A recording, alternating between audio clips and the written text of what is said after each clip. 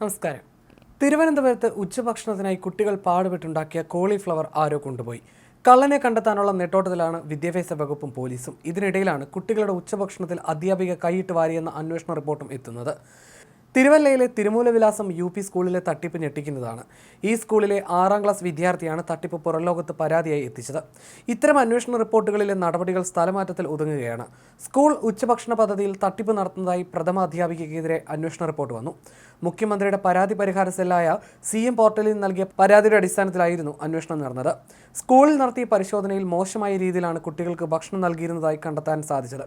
കൂടാതെ ഭക്ഷണം കുട്ടികൾക്ക് മതിയായ അളവിൽ നൽകുന്നതിന് പര്യാപ്തമായിരുന്നില്ലെന്നും കണ്ടെത്താനായതായി നൂൺ ഫീഡിംഗ് സൂപ്പർവൈസർ സമർപ്പിച്ച റിപ്പോർട്ടിൽ പറയുന്നു. സ്കൂളിൽ 517 കുട്ടികളാണ് ഉണ്ടായിരുന്നത്. അതിൽ 509 കുട്ടികളെയാണ് ഉച്ചഭക്ഷണ പദ്ധതിയുടെ ഗുണഭോക്താക്കളായി തിരുവല്ല ഉപജില്ലാ വിദ്യാഭ്യാസ ഓഫീസർ അംഗീകരിച്ചിരിക്കുന്നത്. എന്നാൽ രേഖകളിൽ കുട്ടികളുടെ എണ്ണത്തിൽ ക്രമക്കേട് നടത്തി 3 വർഷങ്ങളായി പണം തട്ടുന്നുവെന്നതാണ് ആരോപണം. കഴിഞ്ഞ ഒക്ടോബർ 24-നാണ് നൂൺ ഫീഡിംഗ് സൂപ്പർവൈസർ സ്കൂളിൽ സന്ദർശനം നടത്തുന്നത്. സ്കൂൾ പ്രഥമ അധ്യാപികയും നൂൺ മീൽ ചാർജുള്ള അധ്യാപികയുടെയും സാന്നിധ്യത്തിലായിരുന്നു സന്ദർശനം.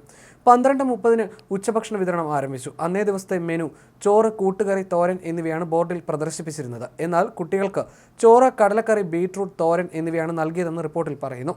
ഉച്ചഭക്ഷണം കഴിക്കുന്നതിനായി LP വിഭാഗത്തിൽ നിന്ന് 73, UP വിഭാഗത്തിൽ നിന്ന് 67 കുട്ടികളടക്കം 140 കുട്ടികളാണ് ഉണ്ടായിരുന്നത്. കടലക്കറി മോശമായ രീതിയിലാണ് കുട്ടികൾക്ക് ചോറിനൊപ്പം നൽകിയതെന്നും കടലക്കറിയിൽ അധികമായി വെള്ളം ചേർക്കുകയും ചെയ്തിരുന്നതായും കണ്ടെത്തി.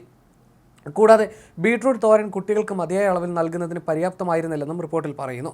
തുടർന്ന് ഉച്ചഭക്ഷണ പദ്ധതിയുമായി ബന്ധപ്പെട്ട രേഖകൾ പ്രഥമ അധ്യാപികയുടെ സാന്നിധ്യത്തിൽ നൂൺ ഫീഡിംഗ് സൂപ്പർവൈസർ പരിശോധിക്കുകയായിരുന്നു.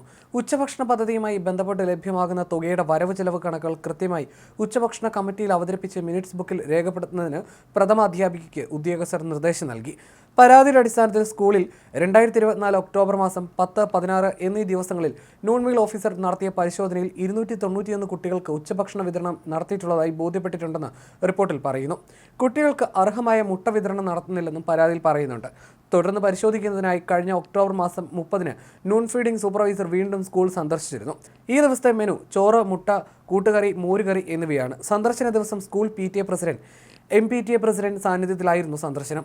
മുഖ്യമന്ത്രിക്ക് നൽകിയ പരാതിയിൽ ഉന്നയിച്ചിരുന്ന ആരോപണങ്ങൾ ഉദ്യോഗസ്ഥർ PTA പ്രസിഡന്റ് അന്വേഷിച്ചപ്പോൾ 2024 അധ്യയന വർഷം സ്കൂൾ തുറന്നതിന് ശേഷം സെപ്റ്റംബർ 30 വരെയുള്ള ദിവസങ്ങളിൽ ഒരു ദിവസം കുട്ടികൾക്ക് മുട്ട വിതരണം നടത്തുകയും എന്നാൽ നാളിതുവരെ പാൽ വിതരണം നടത്തിയിട്ടില്ലെന്നുമായിരുന്നു മറുപടിയെന്നും റിപ്പോർട്ടിൽ പറയുന്നു.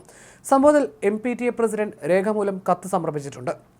കൂടാതെ സ്കൂളിൽ നാളിതുവരെ ഉച്ചഭക്ഷണ കമ്മിറ്റി കൂടിയിട്ടില്ലെന്നും അന്വേഷണത്തിൽ കണ്ടെത്താനായി. സ്കൂൾ തുറന്നതിന് ശേഷം പാൽ, മുട്ട എന്നിവ ലഭിച്ചിട്ടില്ലെന്ന് കുട്ടികളും പറഞ്ഞതായി റിപ്പോർട്ടിൽ പറയുന്നു. ഫീഡിംഗ് സ്ട്രെങ്ത് പെരുപ്പിച്ച് കാണിച്ചിട്ടുള്ളതും സപ്ലിമെന്ററി ന്യൂട്രീഷന്റെ ഭാഗമായി കുട്ടികൾക്ക് വിതരണം ചെയ്യുന്ന പാൽ, മുട്ട എന്നിവ 2024 ജൂൺ മുതൽ 2024 സെപ്റ്റംബർ 30 വരെ വിതരണം നടത്തിയിട്ടില്ല എന്നും ബോധ്യപ്പെട്ടിട്ടുണ്ട്. ഈ കാലയളവിൽ ഒരു ദിവസം മാത്രമാണ് മുട്ട നൽകിയിട്ടുള്ളത്. ദേശീയ ഭക്ഷ്യ ഭദ്രതാ നിയമത്തിന്റെ അടിസ്ഥാനത്തിൽ 6 വയസ്സ് മുതൽ 14 വയസ്സ് വരെയുള്ള കുട്ടികൾക്ക് പോഷകാഹാര നിലവാരം ഉറപ്പുവരുത്തുന്ന വിധം ഉച്ചഭക്ഷണം നൽകേണ്ടതും ആഴ്ചയിൽ 2 ദിവസം പാൽ, 1 ദിവസം മുട്ട എന്നിവ കൃത്യമായും കുട്ടികൾക്ക് നൽകേണ്ടതുമാണ്. പൊതുവിദ്യാഭ്യാസ ഡയറക്ടറുടെ നിർദ്ദേശങ്ങൾക്ക് വിരുദ്ധമായി പ്രവർത്തിച്ചതിനും സർക്കാർ ഫണ്ട് ദുർവിനിയോഗം ചെയ്തതിനും വ്യാജരേഖ ചമച്ച് പണം അപഹരിച്ചതായി ബോധ്യപ്പെട്ടതിൻ്റെയും അടിസ്ഥാനത്തിൽ സ്കൂളിലെ പ്രഥമ അധ്യാപിക, ഉച്ചഭക്ഷണ ചുമതലയുള്ള അധ്യാപികയ്ക്കും കേരള വിദ്യാഭ്യാസ നിയമപ്രകാരം വകുപ്പുതല ശിക്ഷാ നടപടികൾ സ്വീകരിക്കുന്നതിന് തിരുവല്ല ഉപജില്ലാ വിദ്യാഭ്യാസ ഓഫീസർക്ക് നിർദ്ദേശം നൽകിയതായും റിപ്പോർട്ടിൽ പറയുന്നു. നിരവധി പരാതികളാണ് സ്കൂൾ പ്രഥമ അധ്യാപികയ്ക്കെതിരെ ഉയർന്നു വരുന്നത്. വ്യാജരേഖകൾ ഉണ്ടാക്കി പ്രഥമ അധ്യാപികയും നൂൺ മീൽ ചാർജുള്ള അധ്യാപികയും ചേർന്ന് വൻ സാമ്പത്തിക തട്ടിപ്പുകൾ നടത്തിയതായും ആക്ഷേപമുണ്ട്. സ്കൂൾ യൂണിഫോമിനായി അമിത തുക ഈടാക്കുന്നതും സ്കൂൾ PTA അംഗങ്ങളും മാതാപിതാക്കളും നൽകിയ പരാതിയിൽ പറയുന്നു.